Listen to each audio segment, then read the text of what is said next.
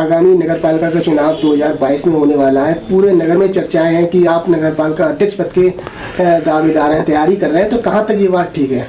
और जहाँ तक सवाल है चुनाव लड़ने का, तो मेरा मानना ये है कि नवाबगंज का नगर पालिका परिषद के द्वारा कराए जाने वाले कामों को लेके लोग पूरी तरीके से संतुष्ट नहीं हैं। और मैं देखता भी हूँ, कस्बे में जाता हूँ, चाहे वो कोई भी मोहल्ला हो, कोई गली हो, कोई सफाई व्यवस्था हो, लाइट व्यवस्था हो, नगर पालिका में किसी के भी तरीके के काम हो, कोई बारात घर नहीं बना। लोगों सबसे मेन चीज जो आदमी अपना अध्यक्ष चुनता है, कोई भी बिरादरी का हो, कोई भी धर्म का हो, लेकिन चाहता आदमी यह है कि हमारे सुख दुख में हमारा चेयरमैन हमारे साथ हो, वो भी साथ नहीं होते हैं। लोगों को सम्मान दे, वो भी नहीं मिल पा रहा है।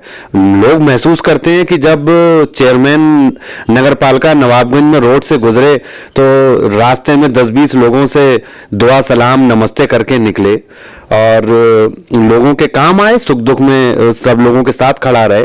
तो मुझे लगा कि लोग एक बदलाव चाहते हैं। हालांकि अभी बहुत टाइम है, लेकिन क्योंकि नगर पालिका चेयरमैन जो हमारी हैं मोहतरमा शैला ताहिर जी, वो समय कम दे पा रही हैं नवाबगंज में, और विकास कार्य तो 3 साल में बिल्कुल नहीं हुए। चलिए, अभी तो भाजपा सरकार है, लेकिन इससे पहले जब समाजवादी सरकार थी तब भी लोग यही देखते रह गए कि नवाबगंज में कोई बारात घर बनेगा, नवाबगंज में कोई लाइब्रेरी बनेगी, कोई नालों का निर्माण होगा, कोई भी व्यवस्था लाइट की, कोई भी ऐसा काम जो नवाबगंज को आदर्श नगर पालिका का दर्जा दिला सकता है, ऐसा नहीं हो पाया। तो इसलिए ये बात बिल्कुल सही है कि राजनीति का शुद्धिकरण बड़ा जरूरी है, और राजनीति के शुद्धिकरण के लिए अच्छे लोगों को आगे लाना होगा, और ये काम जनता का है। अगर जनता मुझे पसंद करेगी, अगर जनता को लगेगा कि मैं पढ़ा लिखा अधिवक्ता हूं और लोगों की बात मैं बड़े अच्छे से आगे बढ़ा सकता हूं, लोगों के सुख दुख में शामिल हो सकता हूं, और सबसे बड़ी बात कि मेरे परिवार की जो एक नवाबगंज में प्रतिष्ठा है, जो एक सम्मान है, वो सेकुलर का है। मेरे वालिद साहब का, मेरा कभी भी हिंदू मुस्लिम में भेदभाव वाला कोई भी ऐसा आप लोगों ने कहीं कोई बात नहीं सुनी होगी। हमें तो उम्मीद यह है कि अगर हम चुनाव लड़ेंगे तो हमें दोनों जितने भी दोनों तरफ के लोग हैं, हमें हिंदू मुस्लिम सिख ईसाई सभी लोगों का पूरा सहयोग मिलेगा। हम समझते हैं कि हम उन सबके बहुत ही नजदीकी और बहुत ही करीबियों में हैं। अच्छा, एक चीज और जानना चाह रहा हूँ, जैसे मुस्लिम में अंसारी बिरादरी यहाँ पर है जी अधिक, और उस बिरादरी से 3 प्रत्याशी आ रहे हैं, जिसमें शैला ताहिर, प्रोफेसर राशिद और रियाज अंसारी जी। तो आपको क्या लग रहा है, ये बिरादरी वाला जो मामला है ये? देखिए, मैं कोई बिरादरी नहीं मानता हूं, और मेरी तो मैंने आपको बताया, मैं हिंदू मुस्लिम में भेदभाव नहीं मानता, तो मुसलमान होके मुस्लिमों में, अंसारी में और मैं क्या भेदभाव मानूंगा? मेरी तो अंसारियों में रिश्तेदारी है। अब्दुल वहीद अंसारी साहब हैं, पूर्व सभासद, मैं उनकी गोद में खेला हूं। हाजी याकूब ठेकेदार साहब हैं, मैं उनको फूफा कहता हूं। अयूब भाई हैं, सर्जन है हमारे, मैं उनको अपने सगा बिल्कुल भाई की तरह सम्मान देता हूं। ऐसे नवाबगंज में 50 लोग हैं। मुराद अहमद एडवोकेट हैं, मेरे साथ वकालत भी करते हैं, मेरे छोटे भाई की तरह हैं। ऐसे 50 लोग मैं आपको नवाबगंज के जो संभ्रांत लोग हैं, अंसारियों नहीं, जिनसे मेरा घर जैसा आना जाना है, मेरी बिल्कुल रिश्तेदारी जैसा मेल मिलाप है। और जब मैं हिंदू मुस्लिम में कोई भेदभाव नहीं बता रहा हूं आपको, तो मैं इन सब चीजों को नहीं मानता। मैं इन जनता ने अभी तक जो वोट दिया है वो धर्म और बिरादरी के ही नाम पर नगर पालिका में वोट दिया है, जो मैं महसूस करता हूं। लेकिन मैं इससे जनता को ऊपर उठना पड़ेगा। जनता को विकास के नाम पे, अच्छी शख्सियत के नाम पे, इंसानियत के नाम पे, पढ़े लिखे होने के नाम पे, लोगों के बीच में रहने वाले के नाम पे वोट करना होगा, तभी नवाबगंज के हालात को सुधर पाएंगे। किस पार्टी से आप चुनाव लड़ना चाहेंगे? देखिए, मैं तो इंसानियत की बात कर रहा हूं। अभी 2 साल हैं, ये कहना बड़बोलापन होगा। मैं अभी आपसे कह दूं कि मैं किस पार्टी से चुनाव लड़ूंगा। वैसे मैं अखिलेश यादव जी को बहुत पसंद करता हूं, और मेरे वालिद साहब से लेके मुझ तक मैं समाजवादी पार्टी में ही हूं। और अखिलेश यादव जी ने जो पिछले 5 साल में विकास कार्य कराए, मैं उनसे बहुत ज्यादा खुश हूं, और उन्हीं के नक्शे कदम पे, उन्हीं के निर्देश पे चलना चाहता हूं। बाकी आगे जो माहौल होगा। समाजवादी से प्रोफेसर राशिद, नूर इस्लाम और आप, कई लोग दावा कर रहे हैं, आपको क्या लग रहा है, आपको मिल पाएगा टिकट? बहुत अच्छी बात है, लोकतंत्र है, डेमोक्रेसी है, और समाजवादी पार्टी में, कांग्रेस में, बसपा में, भाजपा में, हर पार्टी में ऐसा नहीं हो सकता कि एक आदमी ही टिकट की मांग करे और उसी को टिकट मिल जाए। मुझे लगता है, मैं पुराने समाजवादी परिवार से हूं, मैं माननीय नेताजी मुलायम सिंह यादव जी के साथ के मेरे वालिद साहब हाजी शफन मियां हैं, ये कहने की और बताने की मुझे जरूरत नहीं है।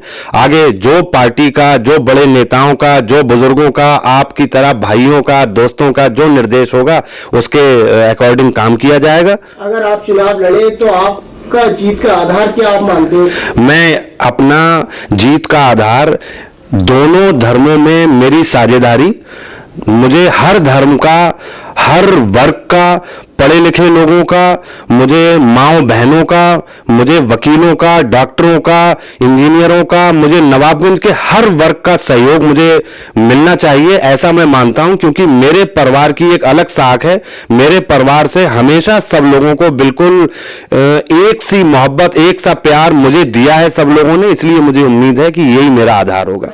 नगर पालिका की अध्यक्ष के चुनाव के संबंध में देखिए, हम भारतीय जनता पार्टी के सिपाही हैं, और जब जनता पार्टी थी, हमने होश संभाला और पार्टी में जब काम करना शुरू किया तो जब जनता पार्टी थी, हम तब भी अपने बचपन के हिसाब से भी भारतीय जनता पार्टी से ही जुड़े रहे। जनता पार्टी की नीतियों में और कर्मों में जो भी वो करते हैं, जो भी कहते हैं, उनके नेताओं का एक वक्तव्य जब भी आया है वो ऐसा आया है कि देश हित में है, और हम लोग हमेशा अपने नेताओं का सम्मान करते हैं। भारतीय जनता पार्टी पर हमें विश्वास है, उनके नेताओं पर विश्वास है। अगर पार्टी ने इस लायक हमको समझा, उन्होंने ये जिम्मेदारी देने का अगर काम किया, तो बखूबी हम इसमें आगे बढ़ने का काम करेंगे। पूर्व में भी भारतीय जनता पार्टी के ही चुनाव चिन्ह से तो नहीं थे, लेकिन बड़े भाई वाइस चेयरमैन नगर पालिका नवाबगंज रहे, मैं 2 बार सभासद रहा। अभी भी पार्टी ने विश्वास किया और मुझे इस समय सत्ता की तरफ से भी सभासद बनाया गया। तो आगे आने वाले चुनाव में भी इस समय जो नगर की स्थिति है वो किसी से छुपी हुई नहीं है। आज जिनने भी इस नगर पालिका के अध्यक्ष को चुना, चाहे वो हिंदू हो चाहे मुसलमान हो, लेकिन वो आज पछता रहे हैं। क्योंकि जनता क्या चाहती है? जनता चाहती है विकास हो, हमारे नगर की तरक्की हो, हमारी सड़कें बढ़िया हो, सफाई व्यवस्था बढ़िया हो। इन सब पर आज विराम लगा हुआ है। तो भी नगर पालिका की लड़ाई लड़ चुके हैं, चाहे नवाबगंज नगर पालिका की मार्केट को लेकर हो और चाहे अन्य बिंदुओं पर हो। हम लगातार उस विषय में आगे रहे हैं, और आगे भी जब भी अगर भारतीय जनता पार्टी ने हमको मौका दिया तो हम सिर्फ नवाबगंज के स्वाभिमान के लिए, नवाबगंज की तरक्की के लिए, नवाबगंज की खुशहाली के लिए लोगों के बीच में जाएंगे और बिल्कुल दावा करेंगे। अगर पार्टी ने इस लायक समझा तो हम लड़ेंगे। अगर पार्टी ने किसी कारणवश अगर असमर्थता जताई तो हम पार्टी विरोधी नहीं है। पार्टी के